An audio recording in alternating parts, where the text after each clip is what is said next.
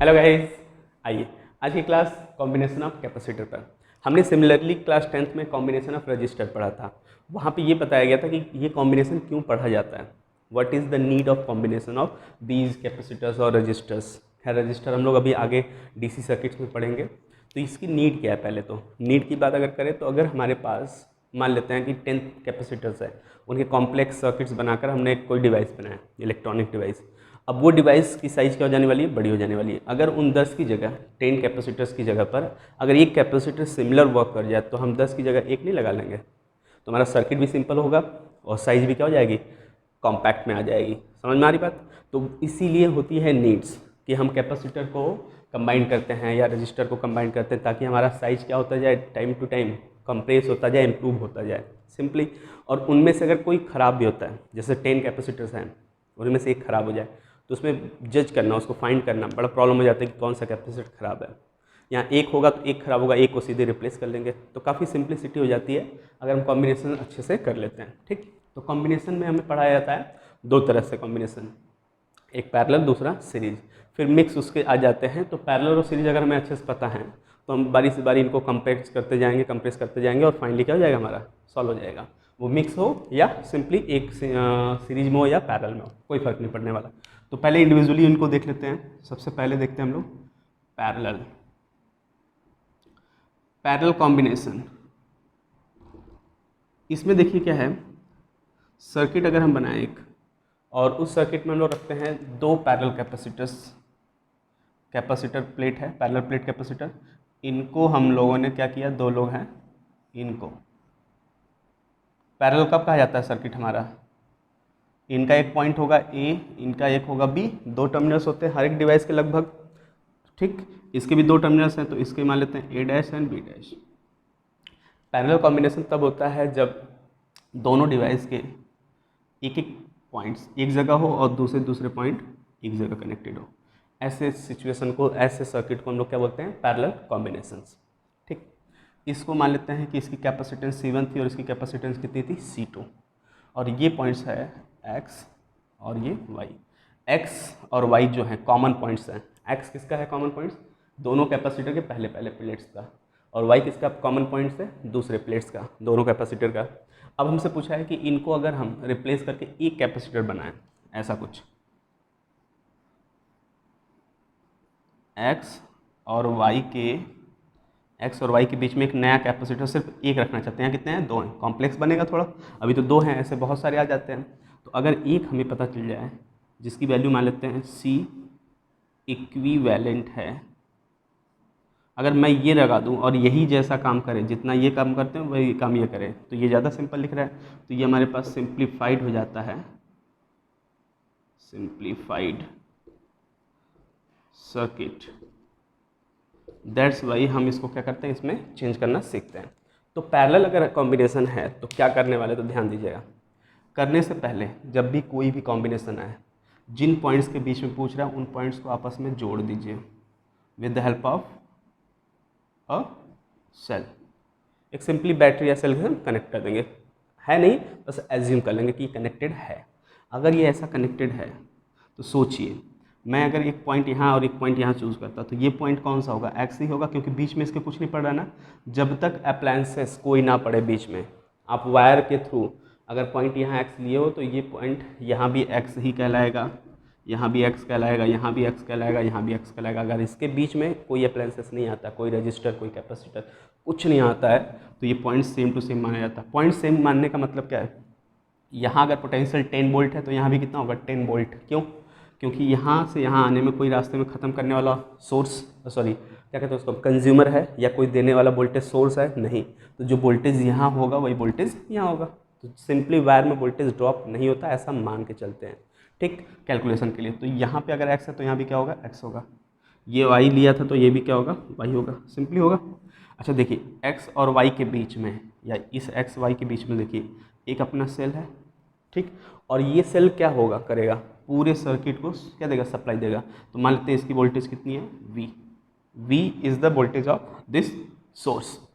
इसकी voltage V होगी plus minus, यहाँ प्लस ये क्या भेजेगा, कोई चार्ज, क्योंकि कैपेसिटर तो चार्ज भेजेगा, और रजिस्टर होता तो क्या भेजता, करंट भेजता। तो यहाँ से जो चार्ज भेजेगा वो जाएगा यहाँ तक पहुँचेगा क्यू, यहाँ के बाद इसके इसके पास दो रास्ते, ऊपर मान लेते हैं Q1 चला गया और नीचे क्या चला गया, Q2। क्लियर है। अच्छा, चार्जेस हो गए अलग, यही चार्ज लेकिन डिवाइड हुआ, तो हम ऐसा लिख सकते हैं ना, Q equals to Q1 plus Q2, आराम से लिख सकते हैं। ये तो हमें पता है कि वही चार्ज डिस्ट्रीब्यूट हुआ था। उसके बाद Q1 इधर से होते हुए आएगा, यहाँ पहुँचेगा, Q2 इधर से होते हुए यहाँ पहुँचेगा, और दोनों जुड़ करके आ जाएंगे Q अगेन। तो जितना चार्ज बैटरी से निकला उतना चार्ज वापस आ गया। ये तो हमने सही किया है। दूसरी चीज़, ये जो वोल्टेज V दिया है वो वोल्टेज इन दोनों को बराबर मिलेगा। तो चेक कैसे करेंगे, देखिए यहाँ x है, यहाँ y है, यहाँ x है, यहाँ y है। तो अगर मैं x से y जाऊँ तो रास्ते में कौन पड़ेगा, सिर्फ ये सोर्स। तो वोल्टेज अक्रॉस Vxy, मतलब voltage across xy is V of the cell, that is. अब यहाँ x से y इधर आइए और आपके पास दो रास्ते हैं, एक ऊपर ऊपर होकर आइए, एक नीचे नीचे होकर आइए। लेकिन आप देखिए x से y ही आ रहे हैं, तो आप अगर इस रास्ते से होकर आएंगे तो भी y पे पहुँचेंगे और सिर्फ अकेला x डिवाइस मिलेगा। तो हमने ये पढ़ा है कि वोल्टेज जो होता है वो वर्क बाई क्या होता है, चार्ज। और वर्क को अगर ध्यान से देखें तो ये क्या होता है, फोर्स इनटू डिस्प्लेसमेंट। और डिस्प्लेसमेंट सिर्फ और सिर्फ पॉइंट्स पे डिपेंड करता है, किस पर, इनिशियल और फाइनल। तो हम कहाँ से चल रहे हैं और कहाँ पहुँच रहे हैं, सिर्फ इनसे मतलब है। कौन से रास्ते से आ रहे हैं इससे फ़र्क नहीं पड़ता है। दोनों रास्ते से जो ये डिस्प्लेसमेंट होगा क्या होगा, सेम होगा, मतलब वर्क सेम होगा, मतलब क्या सेम होगा, पोटेंशियल। तो potential is a property of points X and Y. इन पॉइंट्स के बीच में आप ऊपर ऊपर ऐसे आओ या ऐसे नीचे से आओ या नीचे से घूम कर आओ, चाहे जिस रास्ते से आओ, तीन रास्ते हैं आपके पास, तीनों रास्ते में पोटेंशियल कितना मिलेगा, सेम। दैट्स वाई ये कहा जाता है कि पैरेलल में पोटेंशियल क्या होते हैं, सेम। अगर इसका V है तो ये भी क्या होगा, V, और ये भी V होगा। तो एक चीज़ हम पैरेलल में लिख सकते हैं, potential equals to constant. Simply बात समझ में आ गई क्यों कांस्टेंट होता है। ये भी क्वेश्चन बनता है कि पोटेंशियल पैरेलल में कांस्टेंट क्यों होता है, याद रहेगा। चलिए, तो दूसरी चीज़ जो वहाँ लिखा हमने कि नेट चार्ज जो ये बैटरी देता वो किन में बढ़ जाता, ऊपर वाले में और नीचे वाले में। और हमें पता है Q इक्वल्स टू क्या होता है, CV। ये तो मैं पहले से पढ़ा है। तो Q की वैल्यू अगर यहाँ रखें तो Q नेट ये है, तो Q नेट की जगह Q नेट लिख लीजिए और Q1 प्लस Q2 लिख लीजिए। Q नेट कौन दे रहा है, बैटरी दे रहा है, ठीक। तो Q की वैल्यू जब लिखेंगे CV, तो V कौन सा लेंगे, बैटरी का V, और C कौन सा लेंगे, तो C। देखिए इस बैटरी को थोड़ी ना पता था कि हम जो चार्ज दे रहे हैं वो 2 में जा रहा है या 4 में जाएगा या 1 में जाएगा। इसने टोटल चार्ज दिया, तो ये चार्ज जो भेजा है वो किस सर्किट के लिए भेजा होगा, पूरे सर्किट के लिए। तो पूरे सर्किट का वो क्या मान के भेजा होगा, इक्विवेलेंट, कि हम किसको चार्ज दे रहे हैं, क्यों, इक्विवेलेंट को भेज रहे हैं। तो Q इक्वल्स टू CV लिखेंगे, लेकिन Q C कौन सा होगा, इस बैटरी के लिए पूरा इक्विवेलेंट C वो हो गया। और Q इक्वल्स टू CV लिखेंगे तो V किसका लेंगे, इसी का भी बराबर। Q1 लिखेंगे, यहाँ पर आइए, Q1 यहाँ चार्ज जो आया है इस फॉर्मूले से CV के अकॉर्डिंग क्या लिखा जाएगा, C1 V1, वहाँ का वोल्टेज वहाँ का कैपेसिटेंस, प्लस Q2 की जगह क्या लिखेंगे इसी फॉर्मूले से, C2 V2। अब देखिए एक चीज़ हमें पता था, वोल्टेज क्या, कांस्टेंट, मतलब बैटरी का वोल्टेज पहले सर्किट का वोल्टेज और दूसरे कैपेसिटर, मतलब पहले कैपेसिटर और दूसरे कैपेसिटर का वोल्टेज आपस में क्या है, बराबर। तो यहाँ देखिए ये V1 ये V2 कट जाएंगे। अरे यहाँ से कॉमन करिएगा, कॉमन करके फिर काट लीजिएगा, तो कट जाएंगे। तो क्या बचेगा हमारे पास, C equivalent equals to C1 plus C2। तो क्या दिखा मैं कि पैरेलल कॉम्बिनेशन में कैपेसिटर्स अगर हैं, 2 हैं, 3 हैं, 4 हैं, तो सबको डायरेक्टली क्या करना है, ऐड अप कर देना है। नेट कैपेसिटेंस क्या हो जाएगा, बढ़ जाएगा। Net capacitance increases always. Register में याद करेंगे ना आप, रजिस्टर में इसी का रिवर्स होता था, पैरेलल में रेजिस्टेंस क्या हो जाते थे, 1 होकर ऐड होते थे, और यहाँ पे सीरीज में क्या, पैरेलल में क्या हो रहा है, डायरेक्ट ऐड हो जा रहे हैं। क्लियर। चलिए, ये था हमारे पास कि हम पैरेलल में कैपेसिटर्स को कैसे जोड़ते हैं। ये 2 हैं तो 2 बार, और अगर एक और ऐसे होता है तो इसमें एक और ऐड कर लेते हैं C3 करके, ऐसे जितने भी होते हैं हम कर लेते हैं। क्लियर। चलिए नेक्स्ट करते हैं हम लोग, when combination is in series. Series combination के लिए देखिए क्या करना है, कॉम्बिनेशन बहुत इंपॉर्टेंट है। सर्किट्स इसके बहुत ही अजीब अजीब आते हैं, लेकिन अगर ट्रिक पता है, तरीके पता है, कॉन्सेप्ट पता है तो आराम से आप कर सकते हैं। तो सीरीज करते हैं नेक्स्ट। सीरीज कॉम्बिनेशन क्या होता है, सीरीज कॉम्बिनेशन बेसिकली क्या होता है, जब कैपेसिटेंस सीरीज में लगे हों, जैसे लाइक ये हो गया। सीरीज कॉम्बिनेशन कहाँ किससे जाता है, तो मान लीजिए दो कैपेसिटर हमारे पास है, इनके पास कितने टर्मिनल्स होंगे, दो, फर्स्ट सेकंड, 1 2, इसके भी 1 2 होंगे। अब सीरीज में करने के लिए क्या कहा जाता है, जब दोनों कैपेसिटर्स के पहले कैपेसिटर का दूसरा टर्मिनल और दूसरे का पहला टर्मिनल आपस में जुड़ जाए। देखिए ध्यान से, हम ऐसा एक डेफिनेशन बना लेते हैं, when second plate of first capacitor and first plate of second capacitor connected with each other, then these both capacitor is in series. We can say both capacitor is in series when second plate of first capacitor and first plate of second capacitor connected with each other. Clear? चलिए, ये दोनों series में अगर हो गए हमारे पास, तो हम क्या करने वाले हैं, इनको वापस में कनेक्ट करने वाले, कनेक्ट मतलब सॉरी क्या करने वाले हैं, इक्विवेलेंट निकालने वाले हैं, और इक्विवेलेंट बनाएंगे तो एक कैपेसिटर सिर्फ बचेगा हमारे पास, और इसी की वैल्यू निकालने चल रहे हैं। जो पिछली बार बनाया था उसी की सी इक्विवेलेंट वैल्यू थी जो अकेला बचा था। सेम इसमें भी करेंगे, सी इक्विवेलेंट निकालेंगे, इधर वाई ले लीजिए, इधर क्या ले लीजिए, एक्स, तो ये वाला एक्स मान लीजिए और ये क्या है, वाई। अभी दो लोग हैं एक्स वाई के बीच में, कॉम्प्लेक्स सर्किट थोड़ा बड़ा कह सकते हैं, और इसमें कितने हैं, सिर्फ एक, तो हम ऐसा बनाना चाहते हैं। कैपेसिटेंस इनकी C1 C2 मान लीजिए। फिर क्या कहा था मैंने, जिनके बीच में पूछा जाए उनको किससे जोड़ लीजिए, बैटरी से या सेल से। इसकी पोटेंशियल ले लीजिए V, और यहाँ जो चार्ज निकलेगा वो कितना निकलेगा, Q अकेले देखिए कहीं यहाँ बांटने वाला नहीं है, Q ऐसे घूमते हुए घूमते हुए घूमते हुए घूमते हुए चलाएगा, तो हर जगह क्या होगा, Q होगा। ऐसा कैसे होता है, तो ये प्लस से जुड़ा है तो ये प्लेट कैपेसिटर का कैसा होगा, प्लस, तो Q चार्ज अगर दिया तो यहाँ कितना आ जाएगा, Q, इंडक्शन से कितना हो जाएगा, -Q, तो -Q अगर इस प्लेट पे आया है तो इन दोनों प्लेट का देखिए, ये अकेला प्लेट है ना, दोनों दिख रहा है आपको, किसी से कनेक्ट है नहीं, तो नेट चार्ज कितना होना चाहिए था, 0।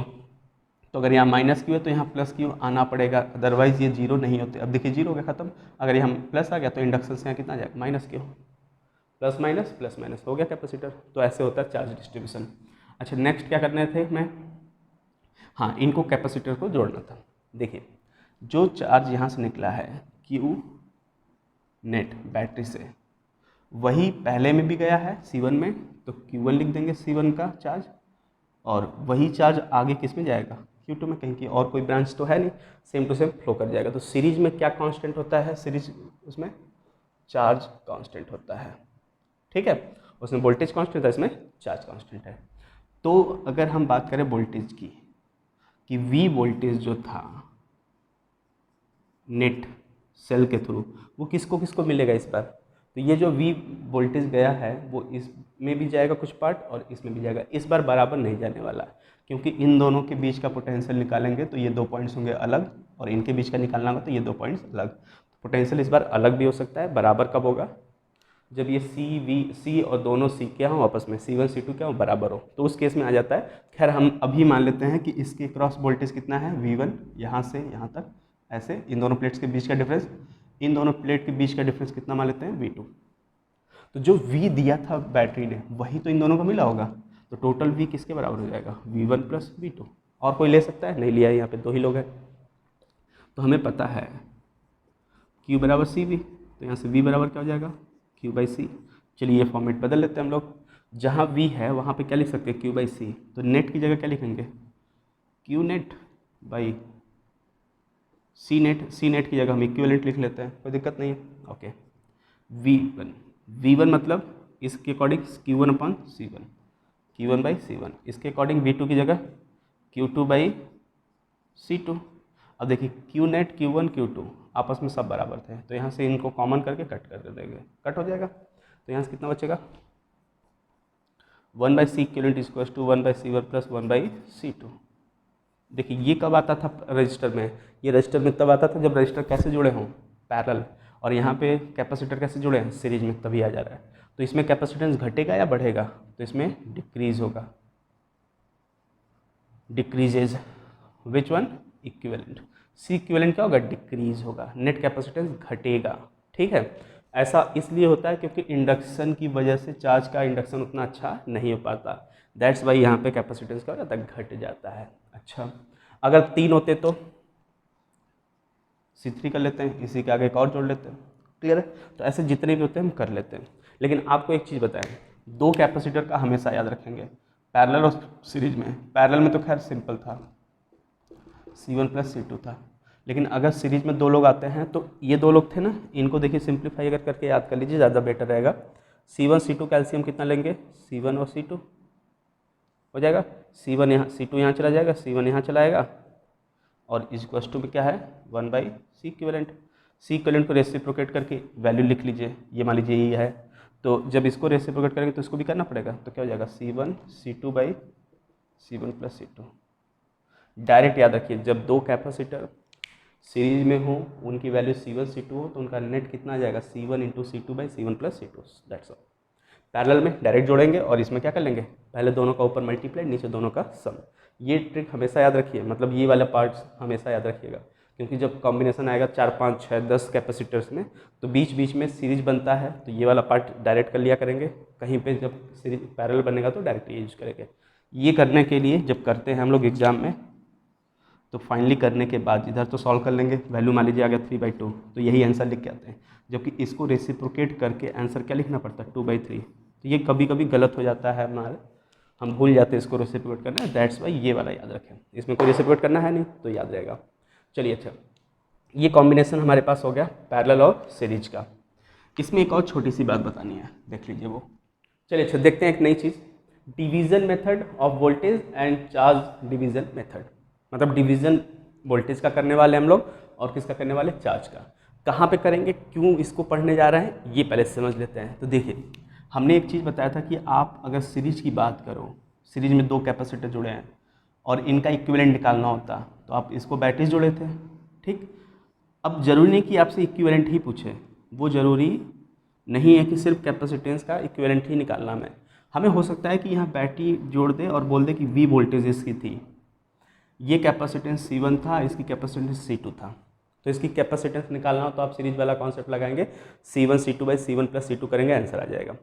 हम इसमें क्या करने जा रहे हैं, वोल्टेज देखेंगे कि वोल्टेज ये जो V है ये इसको बराबर बराबर मिलेगा, आधा आधा, या इसको ज़्यादा मिलेगा, इसको कम मिलेगा, कितना मिलेगा वो वैल्यू निकालने जा रहे हैं। तो इसलिए वोल्टेज का क्या करने वाले हैं, इस वोल्टेज का डिवीज़न करने वाले हैं, वो सीखेंगे इसमें। तो कैसे करने वाले, देखिए बहुत ही सिंपल सा ट्रिक भी है, आपको दो फॉर्मूले बताए जाएंगे छोटे छोटे, वो याद भी कर सकते हैं, याद करने में कोई प्रॉब्लम नहीं। देखिए कैसे, हमें पता है सीरीज में क्या सेम होता है, क्यू सेम होता है, तो क्यू बराबर क्या होता है CV, मतलब V जो V है वो किस चीज़ पे डिपेंड करेगा, तो V बराबर अकेले लिखना चाहे तो इधर भेज देंगे, क्या हो जाएगा Q/C, और Q तो कांस्टेंट है ना, तो Q को अगर हम हटा दें तो V किस पे डिपेंड करेगा, इन्वर्सली प्रोपोर्शनल टू C है ना, मतलब ये कि वोल्टेज उसमें ज़्यादा होगा जिसका C क्या होगा, कम, वोल्टेज उसका ज़्यादा जिसमें C कम, या इनडायरेक्टली कह सकते हैं कि वोल्टेज इन्वर्सली प्रोपोर्शनल हो।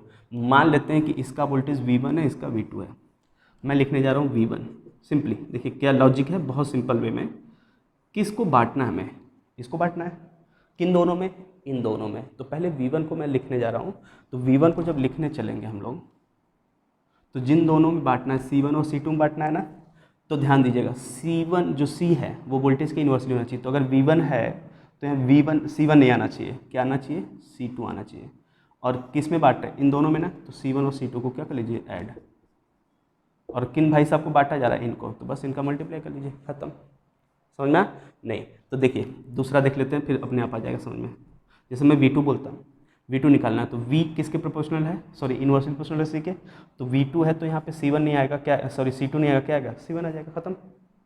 2 की जगह 1 आ गया, डिवाइडेड बाई किस में बांटना था, दोनों में, तो C1 प्लस C2 कर लीजिए, और जिन भाई साहब को बांटना था वो मल्टीप्लाई कर लीजिए, इन्हीं को डिवाइड करना था, बट गया, हो गया, खत्म। इतना ही करना आपको, दैट्स ऑल।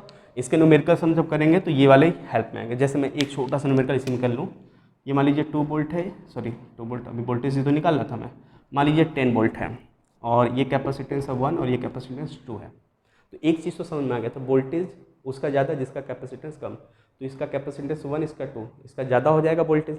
तो इसका अगर मैं वोल्टेज V1 लिखने जाऊँ तो क्या करना है, इस वोल्टेज को लिखने के लिए इसकी कैपेसिटेंस ऊपर डिवाइडेड बाय दोनों कैपेसिटेंस का सम इनटू जिसको बांट रहे हैं वो, देखिए कहाँ गया V1, या दूसरी कैपेसिटेंस दोनों का सम और मल्टीप्लाइड जिसको बांट रहे हैं, कितना आ जाएगा ये देखा जाए तो 20/3 आ गया इतना। V2 डायरेक्ट लिख के सोचिए, V2 लिखेंगे तो V C की इन्वर्सिटी, मतलब इसका C तो नहीं लेंगे, दूसरे वाले का C लेते हैं। तो 1 है जिसमें बांट रहे हैं दोनों कैपेसिटेंस का सम, तो 3 हो जाएगा, मल्टीप्लाइड टोटल वोल्टेज कितना आ गया 10/3। मतलब इसका देखिए 2 पार्ट ये इसको मिल गया और 1 पार्ट इसको मिल गया, दोनों को जोड़ के देखिए 10 आ जाएगा इन दोनों को। और इस 10 का ये 2 पार्ट्स है और इस 10 का ये कितना पार्ट्स है 1 पार्ट। तो देखिए एक अच्छी चीज़ क्या दिख रही है हमें, कैपेसिटेंस 2 था तो ये 2 पार्ट इसको मिल गया, इसका कैपेसिटेंस इन्वर्स था तो इसका 1 पार्ट इसको मिल गया, इन्वर्स हो गया ना, वो सीरीज शुरू में दिखाई था हमें। क्लियर हुआ? तो इसके कॉन्सेप्ट हम लोग क्वेश्चन जब करेंगे आगे तो यूज़ होगा। नेक्स्ट कर लेते हैं last, charge distribution method. Charge किस में किया जाता है, सॉरी वोल्टेज किस में सेम होता था, पैरेलल में।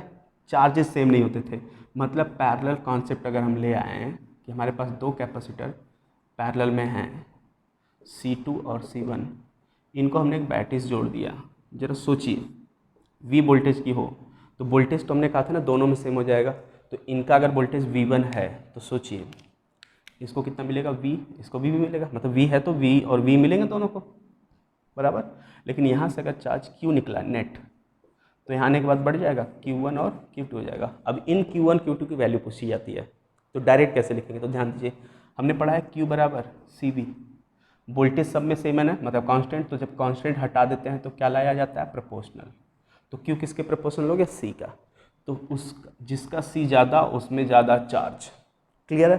तो अगर मैं डायरेक्ट लिखूँ Q1 तो इस बार Q डायरेक्टली C के है तो C1 यहाँ लिख दीजिए, खत्म, Q1 = C1। अब बस वही काम किस में बांटना है, दोनों में, तो दोनों को ऐड कर लीजिए, सेम कॉन्सेप्ट, और जिन भाई साहब को बांटना है वो मल्टीप्लाइड हो गया, सॉल्व।